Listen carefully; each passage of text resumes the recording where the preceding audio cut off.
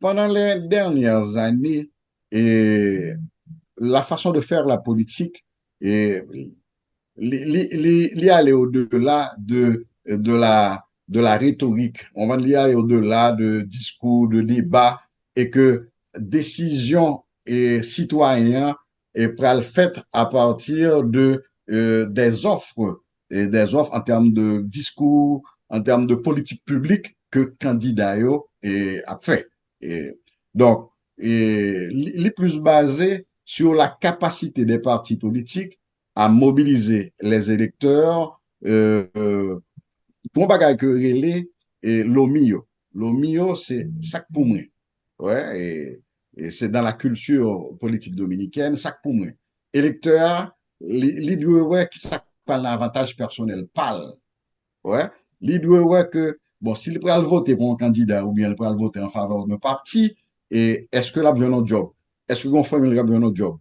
Et donc, c'est le clientélisme politique qui s'est établi en République dominicaine qui fait que, et même lors des dernières élections municipales, et observateurs internationaux et observateurs nationaux, parce qu'il y a des organismes nationaux qui quand même ont fait l'observation électorale, eh bien, dans le rapport final, ils ont dénoncé le fait que la pratique de ça les louer ou bien vendre carte électorale là, il continuait. Il continuait. Et pour un Haïtien qui ne comprenne ça, m'a dit, et qui n'est pas habitué avec le système politique dominicain, et tu m'expliquer rapidement de qui ça n'a parlé là, Godson. Et là, on dit, et nous pral vendre et carte d'identité à que les cédules en République dominicaine, c'est simplement un parti politique ou bien un militant politique qui gagne comme nomen li recevoir de parti politique que la pour présenter. Hein.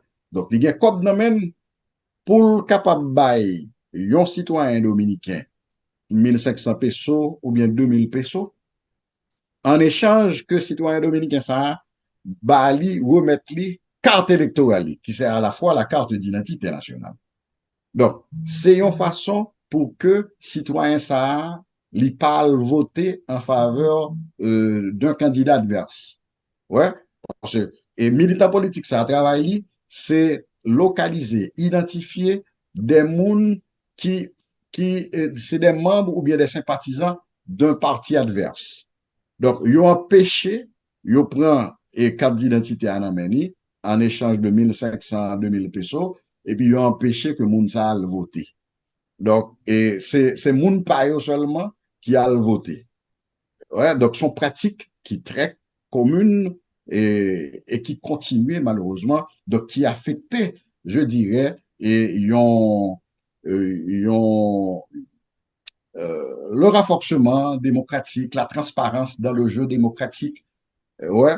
Et ça, malheureusement, est pas mal la possibilité pour que le citoyen dominicain, l'électeur dominicain, est capable de voter à partir, j'en ai dit tout à l'heure là, et de messages, d'offres électorales qui basées sur politique publique beaucoup plus intéressant et pour les citoyens dominicains.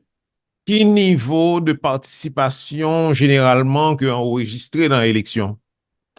Ah, il y a toujours allé au-delà de 55% et il y a toujours un niveau de participation acceptable. Et année ça, et on t'a dit que les Dominicains habilités à voter et sur le territoire même, il y a près de 7,8 millions ou bien près de 8 millions d'électeurs. Et dans la diaspora, c'est important à le dire pour le public haïtien captant de nous, dans la diaspora, il y a près de 800 000 électeurs. Et la participation de la diaspora est aussi importante.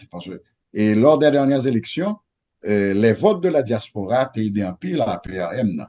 Et je pensais, selon un sondage qui fait, que le PRM, le parti au pouvoir en République dominicaine, capable d'obtenir une nouvelle fois la majorité des votes dans la diaspora. Et cette diaspora qui était politiquement active parce que ils ont arrivé obtenu et depuis quelques années, et, le droit au vote, ils ont arrivé à obtenir tout la représentation parlementaire. Parce que gagner des députés que y aurait des députés d'outre-mer qui représentaient des régions importantes de la diaspora dominicaine.